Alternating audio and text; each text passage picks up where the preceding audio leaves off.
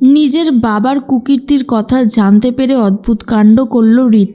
সম্পূর্ণ জানতে হলে দেখতে থাকো। গল্পে শুরুতেই দেখা যায় কোনোভাবেই বিদ্যা বানাতে পারে না তোরসাকে। তোরসা তখন বলে, বিশ্বাস করো, তোমাকে আমি ভেবেছিলাম যে মেয়ের সম্মান দেব, মেয়ের ভালোবাসা দেব, কিন্তু তার আগেই তুমি যা কাজবাজ করলে, তারপরে তোমার সাথে সম্পর্ক রাখার কোনো রকমের কোনো ইচ্ছাই আমার নেই। আমার মেয়ের সংসারটা তুমি এইভাবে ভেঙে দিলে। ভাবতেও পর্যন্ত পারছি না যে আমার মেয়ের সংসারটা এইভাবে ভেঙে গেল। তখনই বিদ্যা বলে, তুমি বিশ্বাস করো মা, আমি কিন্তু রিতের দেওয়া সিঁদুর রাখিনি নিজের স্মৃতিতে। সেই সিঁদুর আমি ধুয়ে মুছে সাফ করে দিয়েছি। উনি চেয়েছিল আমার সাথে সংসার করতে, কিন্তু আমি তাকে ফিরিয়ে দিয়েছি, কারণ আমি তাকে পছন্দ করি না। আর বোন যেখানে রাজরানী হতে চেয়েছিল, সেখানে আমি কখনোই রাজরানী হয়ে সুখে শান্তিতে থাকতে পারবো না। আমি তো শুধু চেয়েছিলাম কাশ্যপ ব্যানার্জি আমাকে মেয়ে বলে মেনে নিক, তোরসা ব্যানার্জি আমাকে মেয়ে বলে মেনে নিক, শুধু এইটুকুই চাওয়া পাওয়া ছিল। কিন্তু সেই চাওয়া পাওয়াটাও যে এইভাবে নষ্ট হয়ে যাবে, এ আমি কল্পনাও করতে পারিনি।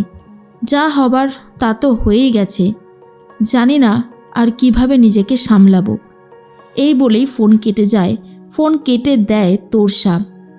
তোরসা তখন বলে, আমার মেয়েটার সব সুখ ওই মেয়েটা কেড়ে নিল। কাকিমণি তখন বলে, তোমার কোথাও একটা ভুল হচ্ছে দিদি। ও কিন্তু বারবার রিতকে বলেছিল, রিত যদি এখন কোনো কথা না শোনে, তাহলে তোমার আর আমার কি করার থাকতে পারে, আর বিদ্যাই বা কী করবে। এরপর রিতকে ফোন করে তোরসা আর বলে, রিত, আমি জানি তোমার সাথে বিদ্যার কোনো সম্পর্ক হয়নি, বিদ্যা সব কিছু ধুয়ে মুছে সাফ করে দিয়েছে, কিন্তু আমার মেয়ে তো তোমাকে ভালোবাসে, বলো, তুমি ওর ভালোবাসাটাকে মেনে নাও। এখনও তোমাদের বিয়ে দেওয়া যায়, তোমরা সুখে শান্তিতে সংসার করো। কিন্তু রিত ক্লিয়ারলি জানিয়ে দেয় তার পক্ষে ফাগুনকে বিয়ে করা সম্ভব নয়, কারণ সে একজনকেই ভালোবাসে, আর তার নাম হলো প্রফেসর বিবি। তোরসা বলে, তুমি কোনোদিনও ওকে বিয়ে করে সুখী হবে না, ফাগুনকে বিয়ে করলেই তুমি একমাত্র সুখী হবে, বুঝতে পারলে? রিত বলে, কে সুখী হবে আর কে সুখী হবে না ভগবান জানে, আপনি নন। এই বলেই ফোন কেটে দেয়। তোরসা বলে, হবে না, এই বিয়ে সুখের হতে পারে না, এই ঘর সুখের হবে না, এই ঘর আমি ভেঙে দেব। এরপর বিদ্যা বাসে করে কলেজে যাওয়ার জন্য রেডি হয়ে গেছে, বেরিয়েও পড়েছে। আর ঠিক তখনই বাসের কয়েকজন গুন্ডা উঠে পড়ে, আর যারা বিদ্যাকে ভুলভালভাবে থ্রেট করতে থাকে আর বলে, রায়া স্টেটমেন্ট দেবে না, আর এইসব ঝামেলার মধ্যে আপনি থাকবেন না ম্যাডাম।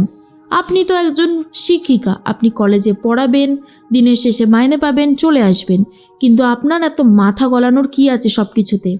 তখন প্রফেসর বিবি মারধর দিতে শুরু করে সেই গুন্ডাগুলোকে। এরপরেই নিপুণ বলে, আপনি আর কত কিছু সামলাবেন বলুন তো ম্যাডাম একসাথে? পারবেন আমাদের মতো গুন্ডাদেরকে একসাথে সামলাতে? পারবেন না। এই বাস আজকে দাঁড়াবে না, আজকে বাসের মধ্যেই আপনার এমন অবস্থা করব যে আপনি ভাবতেও পর্যন্ত পারছেন না। এরপর বাস থেকে সমস্ত প্যাসেঞ্জারদেরকে নামিয়ে দেওয়া হয়। তারপর চালকের মাথার মধ্যে চেম্বার ধরে তখনই বিদ্যার ওপরে সবাই মিলে বদলা নেবে বলে ঠিক করে। তখন বিদ্যা বলে, আপনারা চাইলেও কিছু করতে পারবেন না, কারণ আমি একজন শিক্ষিকা, আমি এই সমাজে ভালো কিছু করতে চাই। একাডেমি হবে না, আর স্টুডেন্টদের হস্টেল ভাঙা যাবে না। স্টুডেন্টদের হয়ে আমি লড়াই করছি আর করব। তার জন্য আমাকে যেখানে যেখানে যেতে হয় যাব, যা যা করতে হয় করব। গুন্ডাগুলোকে মারধর দিতে থাকে বিদ্যা বাসের মধ্যেই। তারপরেই দেখা যায় একজন গুন্ডা চেম্বার ধরে বিদ্যার মাথায়। তখন ড্রাইভার বুদ্ধি করে স্টিয়ারিংটা উল্টো দিকে ঘুরিয়ে দেয়, যার জন্য দাঁড়িয়ে থাকা মানুষটা হাত থেকে চেম্বার পড়ে যায়। তখন বিদ্যা সেই চেম্বার হাতে তুলে নিয়ে সবাইকে ভয় দেখাতে থাকে আর বলে, আমি কিন্তু গুলি চালিয়ে দেব, সরে যান। ঠিক সেই মুহূর্তেই খাসনবিশকে ফোন করে বিদ্যা, আর খাসনবিশের সামনেই, থানার সামনেই গাড়িটা নিয়ে যাওয়া হয়। তখন খাসনবিশ সব কটা গুন্ডাকে অ্যারেস্ট করে আর বলে, চিন্তা করবেন না প্রফেসর বিবি, ওদেরকে গারদে নিয়ে গিয়ে এমন ধোলাই দেব না, সারা জীবন এই ধোলাইয়ের কথা মাথার মধ্যে রেখে দেবে। তখন প্রফেসর বিবি বলে, আমি খুব শীঘ্রই একটা সাংবাদিক বৈঠক করব, আমাকে সবটা জানাতে হবে যে ঠিক কী চলছে, কত দুর্নীতি না হচ্ছে।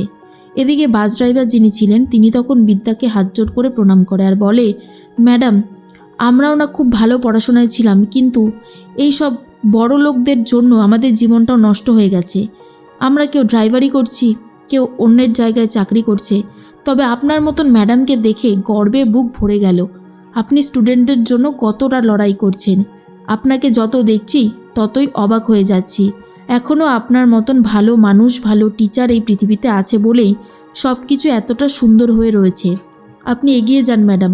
বুদ্ধি করে স্টিয়ারিংটা ঘুরিয়ে দিয়েছিলাম উল্টো দিকে, না হলে আপনার শেষ আজকে আমাকে দেখতে হতো। তখনই বিদ্যা ক্ষমা চায় আর বলে, আপনাদের মতন মানুষের জন্য তো আমরা কিছু আগে করতে পারিনি, তবে এখন হবে। এখন আমরা স্টুডেন্টদের পাশে দাঁড়াবো। কোনো 2 নম্বরই কাজ হবে না। শুনে ড্রাইভারও খুব খুশি হয়ে যায়। অন্যদিকে দেখা যায় চলে গেছে শ্রাবণ আবারও রায়াকে আর রায়ার দাদুকে ভয় দেখাতে। ঠিক তখনই শ্রাবণ বলে, এই যে দাদু ও থুরি মাস্টার মশাই, আপনি কিন্তু আর বাড়াবাড়ি করবেন না। রায়া কোনোভাবেই সাক্ষী দেবে না, সেই ব্যবস্থা আমরা করে ফেলেছি। আর প্রফেসর বিবি, তার অবস্থা এতক্ষণে অনেক খারাপ হয়ে গেছে। তখন মাস্টার মশাই বলে, তোমরা না ছাত্র, তোমরা না আজকালকার দিনের ছেলে পেলে, কোথায় ভালো করে পড়াশোনা করবে? তোমাদের কাছে কত সুযোগ সুবিধা, চাইলে তোমরা কত কিছুই না করতে পারো। এরকমভাবে শয়তানি কেন করো? এরপরই চলে এসেছে প্রফেসর বিবি আর বলে, ওদের কাজটাই হচ্ছে সমাজকে নষ্ট করা, কিন্তু আমি আর সমাজকে নষ্ট হতে দেব না। তার জন্য আমাকে যা করার সবটাই করতে হবে। শোন ভাই, এখনও বলছি, সময় থাকতে থাকতে শুধরে যা, না হলে এরপরে এই শোধরানোর টাইমটুকুও পাবি না। আমি সেই সময়টুকু তোকে দেব না, কথাটা কান খুলে শুনে রাখিস। এরপরই রিতকে থাপ্পড় মারে রিতের বাবা আর বলে, অন্যায় করছো তুমি, একের পর এক অন্যায় করছো। তোমার এই অন্যায় ধোপে টিকবে না। রিত চলে যায় প্রফেসর বিবির কাছে। প্রফেসর বিবি তখন বলে, আপনার বাবার সাথে মিলে আপনিও নিশ্চয়ই এই প্রজেক্টে রয়েছেন, আর আপনিও নিশ্চয়ই এইভাবে মানুষদেরকে বার করে দেওয়ার চেষ্টা করছেন হোস্টেল থেকে। ওরা সবে নতুন স্বপ্ন নিয়ে এই জগতে পা রেখেছে, ওদের সাথে এমনটা করা কি ঠিক হচ্ছে? তখনই রিত কি বলবে বুঝে উঠতে পারে না।